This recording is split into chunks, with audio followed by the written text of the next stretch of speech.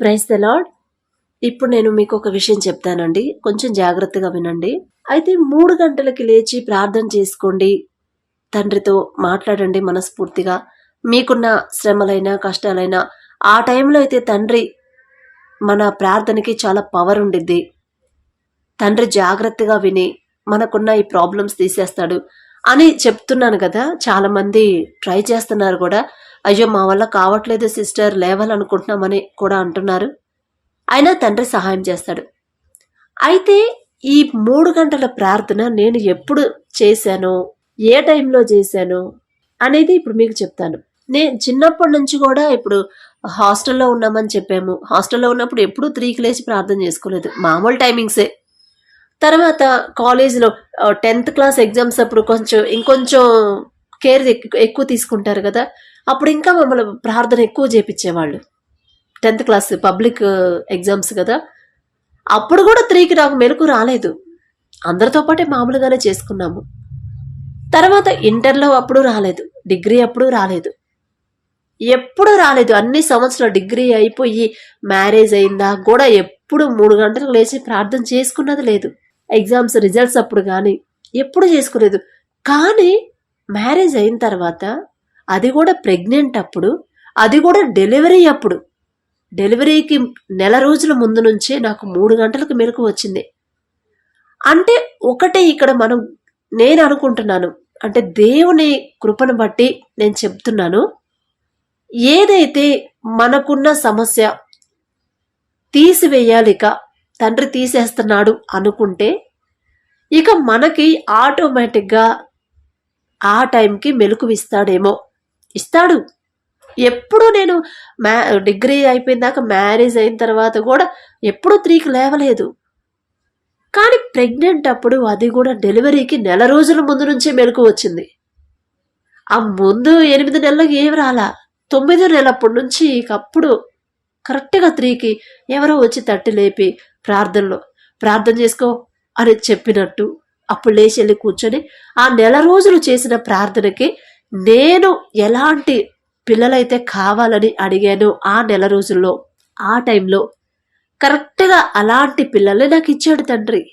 అంటే తండ్రి ఆయన జ్ఞానాన్ని మనం ఏదో తెలుసుకోవాలంత, అసలు మనకంత అర్హత లేదులండి. అంటే చెప్తున్నాను, నాకు ఏ టైంలో అది ఇవ్వబోతున్నాడు అంటేనే మనతో ఎక్కువ ప్రార్థనలు కూర్చోబెడతాడు తండ్రి. అది చేయబోతున్నాడు, ఆ కార్యం మన లైఫ్లో, మన కుటుంబంలో చేయబోతున్నాడు, జరగబోతుంది అంటేనే ప్రార్థన ఎక్కువ చేపిస్తాడు తండ్రి. అది ఏదో ఒక రూపంలో, అది ఉపవాస ప్రార్థనే కావచ్చు, లేకపోతే నైట్ ప్రేయరే కావచ్చు, లేకపోతే ఈ 3 గంటలకు లేపి ప్రార్థనే కావచ్చు, 4 గంటలకే కావచ్చు. అంటే తండ్రికి ఆ ప్రార్థన సరిపోవాలి. ఎక్కువ ప్రార్థన చేస్తాం మనకు తెలియకుండానే, అది మనకు తెలియదు. మామూలుగా ఉన్నప్పుడు మీరు గమనించుకోండి, మామూలుగా ఉన్నప్పుడు అంత ప్రార్థన చేసేవాళ్ళం కాదు. ఏదో ఉదయం పూట లేవగానే కాసేపు ఒక 2 ముక్కలు, నైట్ పడుకునేటప్పుడు ఒక 2 ముక్కలు చేసుకునేవాళ్ళం. కానీ ఎప్పుడైతే తండ్రి ఒక సమస్య, మనకున్న సమస్య తీసివేయాలి అని అనుకుంటున్నాడో, అప్పుడు మన ప్రార్థన మనకు తెలియకుండానే ఎక్కువైపోయింది. మనకు తెలియకుండానే ప్రార్థనలు ఎక్కువసేపు గడిపేస్తాం. నాకు అదే ఆలోచిస్తే తర్వాత నాకు ఇదేనేమో తండ్రి ఒకవేళ తెలియజేశాడేమో అనిపించింది. ఎప్పుడు ఇన్ని సంవత్సరాలు ఎప్పుడు చేయలేదండి. ప్రెగ్నెంట్ అప్పుడే చేశాను, డెలివరీకి అప్పుడు, మళ్ళీ బాబు అప్పుడు కూడా అంతగా చేయలే నేను. ఫస్ట్ పాపనిచ్చాడు, చక్కటి పిల్లలు ఇవ్వయ్యా, చురుగ్గా ఉండాలి పిల్లలు, మీకు లోబడి ఉండాలి, అంతకన్నా నాకొద్దు, వాళ్ళకి ఏం చదవాలి ఏదని మొత్తం మీ చేతుల్లో పెడుతున్నా, నాకు సంబంధం లేదు, అదే అడిగాను. బిడ్డలు, చక్కటి బిడ్డలు ఇచ్చాడు. తర్వాత బాబు విషయంలో కూడా అంత ప్రార్థన, 3 గంటలకు లేచి ప్రార్థన చేసేంత, అంటే నా ప్రార్థన సరిపోలేదు అప్పుడు. ప్రార్థన అయితే చేసుకుంటున్నాం కానీ ప్రార్థన సరిపోలా. అప్పుడు నా ప్రార్థన సరిపోవట్లేదని నాకేమో ఆశగా ఉంది, పలానా బిడ్డ అయితే నాకు బాగుండిద్ది అనే ఆశగా ఉంది. ఆ ఆశకు తగ్గట్టు ప్రార్థన చేయలేకపోతున్నా. అంటే పిల్లలు ఉన్నారు, పాప ఉంది, పాపను చూసుకుంటా, ఇంట్లో పని చూసుకుంటా, అంత భారంగా చేయలేం కదా, అలసిపోయి పడుకుంటాం. ఇప్పుడు అమ్మ వాళ్ళ దగ్గర అంటే వాళ్ళు అమ్మాయి అంతా చూసుకునేది కాబట్టి మనం కాస్త ఫ్రీగా ఉంటాము, చేసుకుంటాము ప్రార్థన.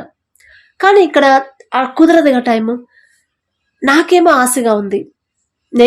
నేను ఎలాంటి బిడ్డ అయితే కావాలని కోరుకుంటున్నాను అలాంటి బిడ్డ తండ్రి ఇస్తాడు.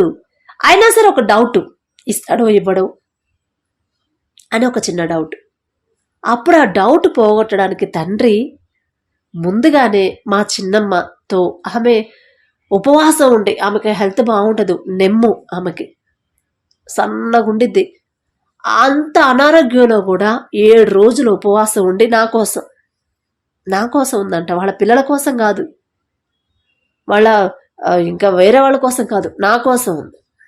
7 రోజులు ఉపవాసం ఉండి ప్రార్థన చేస్తే, ఉపవాస ప్రార్థనలో 7వ రోజు దర్శనంలో చూపించారంట తండ్రి. ఇదిగో అమ్మా, మీ కూతురు, అక్క కూతురు కదా, కూతురే కదా, ఇదిగో ఈ బిడ్డను ఇవ్వబోతున్నాను అని తండ్రి చూపించారంట. ఇక చిన్నమ్మ నాకు నైట్ ప్రేయర్ అయిపోయింది, 10 గంటలప్పుడు అప్పుడు చెప్పింది నాకు ఫోన్ చేసి, ఆఖరి రోజు, లాస్ట్ రోజు, అమ్మా ఇదిగో నువ్వు డౌట్ పడుతున్నావంట, నువ్వు డౌట్గా ఉన్నావు, డౌట్ పెట్టుకోవద్దు, నాకు దేవుడు నీకు ఆ బిడ్డను, నువ్వు కోరుకున్న బిడ్డను ఇవ్వబోతున్నాడు, మగబిడ్డనే నువ్వు కోరుకుంటావు, ఇవ్వబోతున్నాడు. నేను ఇది ఉపవాస ప్రార్థనలు జరుగుతుంటే 7 రోజులు ఉపవాసం ఉండి ప్రార్థన చేశానమ్మా, దర్శనంలో తండ్రి నాకు చూపించాడు, నువ్వు డౌట్ పెట్టుకోకని చెప్పింది. అసలు నాకు అర్థం కాలే, ఇది నా కోసం అంత అనారోగ్యంలో ఉన్న మనిషి 7 రోజులు ఉపవాసం ఉంటావేంది అంటే, తండ్రి డైరెక్ట్ నాకే చెప్పేవాడు. అంటే నేను అంత గొప్పదాన్ని కాదులేండి, ఎందుకంటే ఫస్ట్ ప్రెగ్నెన్సీ అప్పుడు ఈ బిడ్డ మీకు పుట్టిన తర్వాత మీకు వ్యతిరేకంగా జీవించే బిడ్డ అయితే నాకొద్దయ్యా, తీసేసుకో, నువ్వు ఇప్పుడే తీసేసుకో, నాకొద్దు అని 5 నెలల ప్రెగ్నెంట్ అప్పుడే ఆ ప్రార్థన ఇచ్చాడు. అంటే జరగబోయేది కూడా మన నోటికి ఇచ్చేస్తాడు తండ్రి. నా అంతట నేనే ఫస్ట్ ప్రెగ్నెన్సీ, సంతోషంగా ఉన్నారు అందరూ, కానీ నాకొద్దు ఈ ప్రెగ్నెంట్, ఈ బాబు నాకొద్దు, పాపైనా బాబైనా ఈ బిడ్డ నాకొద్దు, నువ్వు తీసేసుకో, ఎందుకంటే మీకు వ్యతిరేకంగా జీవించే బిడ్డ అయితే నాకొద్దు అని నా నోటితో నేనే ప్రార్థన చేశా.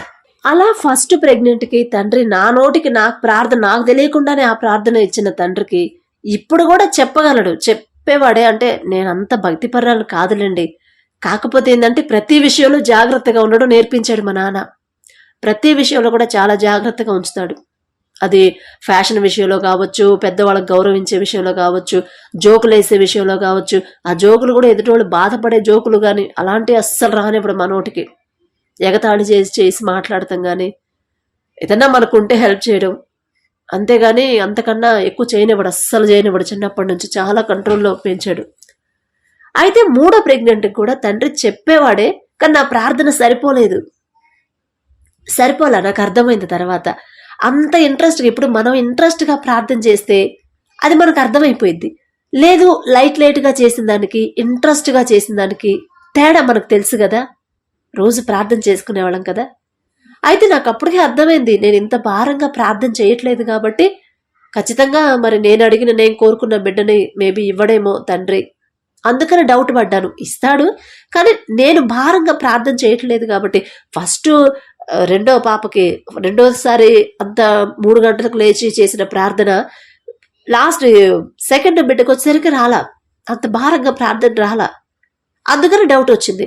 ఆ డౌట్ తీసేయడానికి తండ్రి చిన్నమ్మ ద్వారా ఆమెకు దర్శనంలో చూపించి మాట్లాడి ధైర్యం ఇచ్చాడు. నువ్వు ధైర్యంగా ఉండు, ఇదిగో ఈ బిడ్డ నీకు ఇవ్వబోతున్నాడు అని.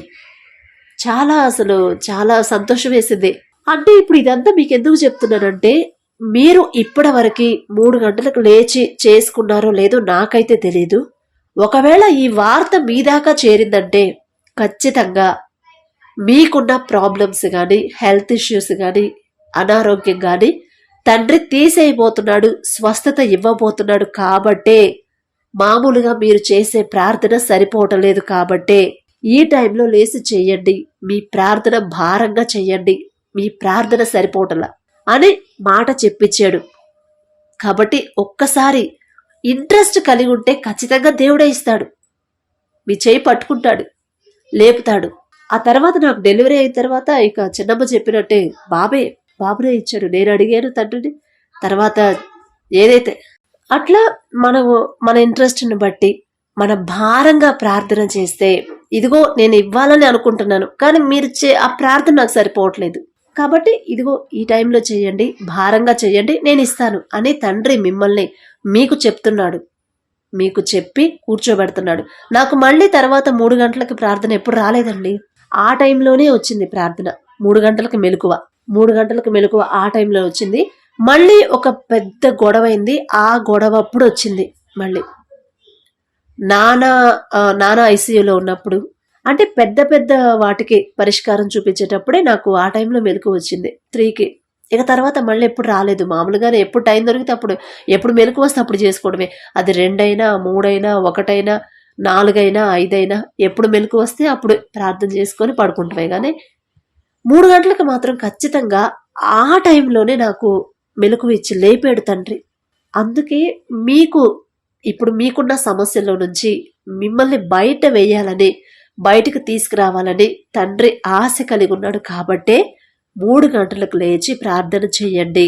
మామూలు టైంలో మీరు చేసే ప్రార్థన అది భారంగా లేదేమో, మనస్ఫూర్తిగా చేయట్లేదేమో, ఆ ప్రార్థన సరిపోవట్లేదు. ఖచ్చితంగా అది నెల రోజులైనా సరే, 2 నెలలైనా సరే 3 గంటల ప్రార్థన తప్పకుండా చేసుకోండి. మీకు ఆసక్తి ఉంటే తండ్రి ఖచ్చితంగా లేపుతాడు. నేను లేవాలి, నా సమస్యల గురించి నేను చెయ్యాలి భారంగా ప్రార్థన, నా తండ్రి తీసేసే తండ్రి నా తండ్రి, నా దేవుని దగ్గర నేను కూర్చోవాలి అని మీరు ఖచ్చితంగా అనుకొని అలారం పెట్టుకొనైనా లేవండి. ఒక 2 రోజులు అలారం పెట్టుకుంటే 3వ రోజు దేవుడే తండ్రి తట్టి లేపుతాడండి. మన ఆసక్తిని బట్టే మనకి ఏదైనా చేస్తాడు. మన ఇంట్రెస్ట్ని బట్టి మళ్ళీ మన ధ్యాస అంతా తండ్రి మీద ఉండాలి. ఇక ప్రార్థనలో మీరు అడిగిన తర్వాత డౌట్ మాత్రం వద్దు. అందుకే పదే పదే చెప్తున్నాను. ఒక సమస్య పెట్టేశారు, అది మన ఆరోగ్య సమస్య అయినా కానీ, అప్పుల సమస్య అయినా కానీ, ఇక వేరే వేరే గర్భాన్ని గురించి అయినా సరే, ఏదైనా సరే ఒక సమస్య 3 గంటలకు లేచి దేవుని దగ్గర పెట్టారు. పెట్టిన తర్వాత ప్రార్థనలో ఉన్నంత వరకే ఆ సమస్య మీద మనం ఇక ఆ మాట్లాడాలి సమస్య గురించి. ప్రార్థనలో లేచిన తర్వాత, అయిపోయిన తర్వాత, లేచిన తర్వాత ఇక ఆ సమస్య అనేది మనకి గుర్తు రాకూడదు. మామూలుగానే ఉండాలి. మొహం విచారం పెట్టుకొని అదే ఆలోచిస్తా అస్సలు ఆ ధ్యాస అస్సలు ఎంత కంట్రోల్ చేసుకున్నా అదే గుర్తు వస్తుంది సిస్టర్. ఎంత మర్చిపోవాలనుకుంటున్నా అదే గుర్తు వస్తుంది అని అలా మాట్లాడతాం. కానీ అలా చెయ్యొద్దు. అలా చేస్తున్నామంటే తండ్రికి మన బలమైన ప్రార్థన తండ్రికి ఇవ్వలేము, చేయలేము. ఇక నేను అడిగాను, 3 గంటలకు లేచి చేయమని తండ్రి నాతో పంపించాడు, నాతో చెప్పాడు. నేను లేచి కూర్చొని చేస్తున్నాను. ఖచ్చితంగా తీసేస్తున్నాడు కాబట్టే, తీసేయబోతున్నాడు కాబట్టే నన్ను 3 గంటలకు లేపి కూర్చున్నాడు. లేకపోతే ఇన్ని రోజులు నేను లేవలేదు. ఇప్పుడే నాకు ఆ వార్త, ఆ మాట నాకు చేరేలా చేశాడంటే ఖచ్చితంగా నాకున్న సమస్య తండ్రి తీసేయబోతున్నాడు అని ఆశగా ఎదురు చూస్తా ప్రార్థన చేయండి. ఆ సమస్య తీసేయబోతున్నాడు కాబట్టే లేపి కూర్చోబెడుతున్నాడు. ఆ మాట నాకు చేరేలా, నా వరకు చేరేలా తండ్రి చేశాడు. ఇప్పటి వరకు నేను ఎప్పుడు లేవలేదు. మన ధ్యాస అంతా అలాగే ఉండాలండి, అటే ఉండాలి, దేవుడి మీదే ఉండాలి. ఆయన తీసేయబోతున్నాడు కాబట్టే లేపి ప్రార్థనలో కూర్చోబెడుతున్నాడు. మన సమస్య పరిష్కరించగలుగుతున్నాడు, ఆ పరిష్కారం చేయబోతున్నాడు కాబట్టే ఈ వార్త మన దాకా చేరేలా చేశాడు. మామూలుగా చేసే ప్రార్థన సరిపోవట్లా. ఈ టైంకి లేచి చేయండి, నేను ఆ సమస్య తీసేయబోతున్నాను అనుకుంటేనే తండ్రి మనకు ఆ వార్త చేరేలా చేస్తాడు. నాకెప్పుడు మెలకు రాలేదు. అన్ని సంవత్సరాలు డిగ్రీ ఎగ్జామ్స్ అయినా, ఇంటర్ అయినా, 10th పబ్లిక్ ఎగ్జామ్స్ అయినా ఎప్పుడు రాలేదు మెలకువ.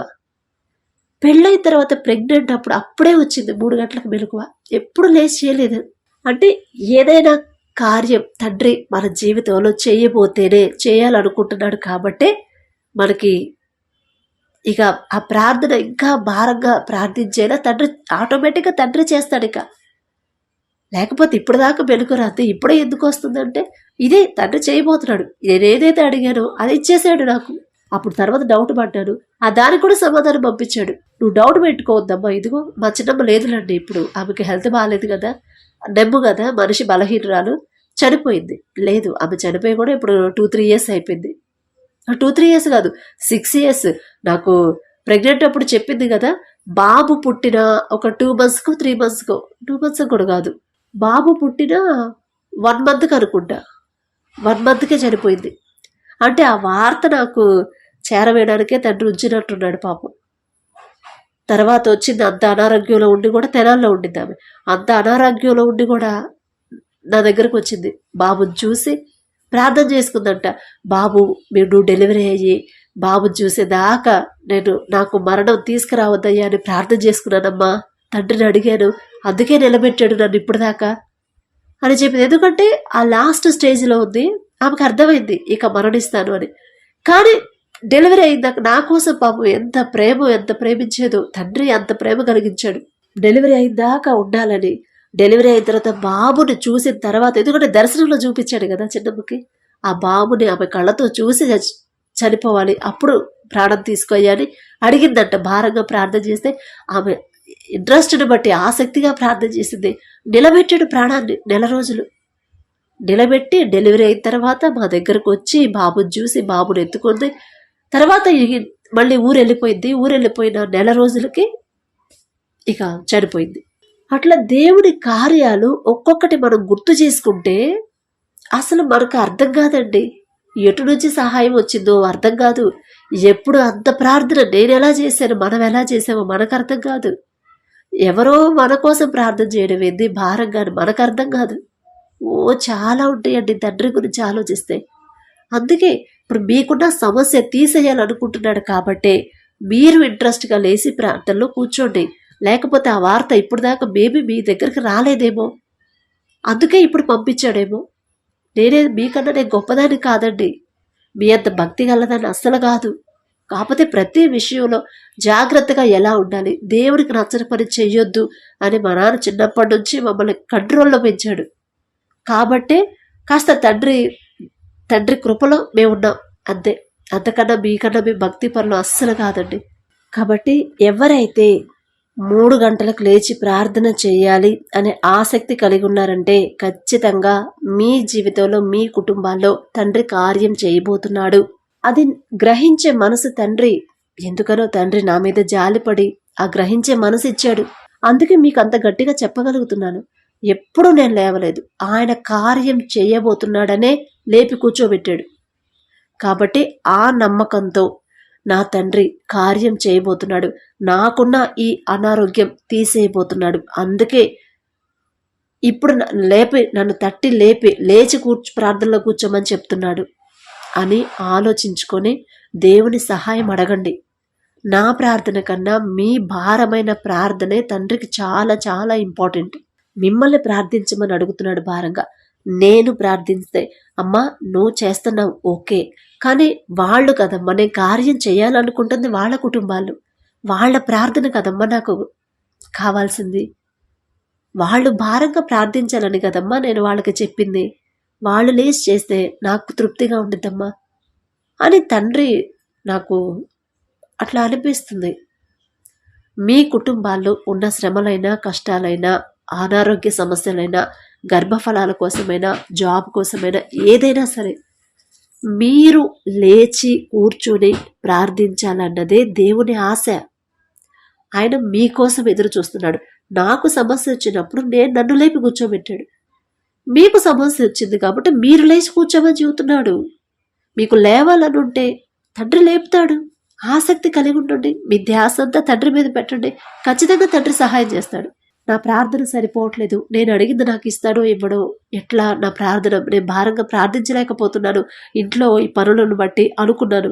అలా నేను బాధపడుతున్నానని నా కోసం చిన్నమ్మని అంత అనారోగ్యంలో ఉన్న ఆమెతో ఉపవాస ప్రార్థన చేయించి, మళ్ళీ నేను ఉపవాసం ఉంటే ఎక్కడ ప్రెగ్నెంట్తో ఉన్నాను, నాకెక్కడ ప్రాబ్లం అయిందో అని తండ్రి ఆలోచించి నా తరపున ఆమెకి ఆజ్ఞాపించి ఆమెతో మాట్లాడి దర్శనం చూపించి నాకు ధైర్యం ఇచ్చాడు. మన కుటుంబాల్లో సమస్య మనకే భారం వస్తుంది. కాబట్టి మీ కుటుంబాల్లో తండ్రి కార్యం చేయబోతున్నాడు. మీరు లేచి ఆసక్తితో ప్రార్థనలో కూర్చోండి ప్లీజ్. తర్వాత మీరే సాక్ష్యం చెప్పాలి. చెప్తారు, ఆ నమ్మకం నాకుంది. ఎందుకంటే మన మీద కాదు నమ్మకం, మన తండ్రి మీద నమ్మకం. నా జీవితంలో చేసిన అద్భుతాలు మీ జీవితంలో, మీ కుటుంబంలో చేయాలని మనస్ఫూర్తిగా కోరుకుంటున్నాను. Praise the lord.